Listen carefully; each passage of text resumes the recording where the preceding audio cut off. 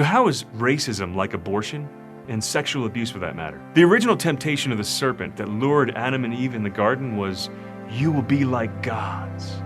See, God's plan all along was to make us partakers of divine nature. He wanted us to be like him.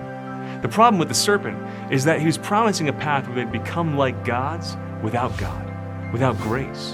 And without grace to raise us up, the only way to mimic God is to push others down in relation to you. Racism makes you like gods by diminishing entire other groups of people. Abortion lowers the person by saying to them, you only have value and a right to life if I want you to. Sex abuse and trafficking cuts people down to the level of an object. I recently learned of an exorcist who said he thinks that every time there's sexual assault, there's at least demonic oppression or possession going on in the abuser.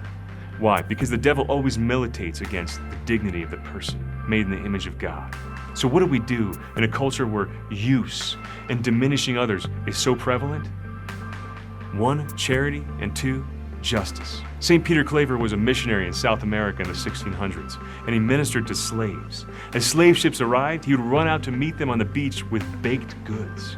He'd clean their wounds. His charity shouted back at the lie that these people were mere property, and he worked for justice, as much as he could for more ethical treatment of slaves on plantations. The church is always called to push back on anyone who tries to deify themselves by pushing others down. It means all of us lay people working for justice and always raising people up by our charity.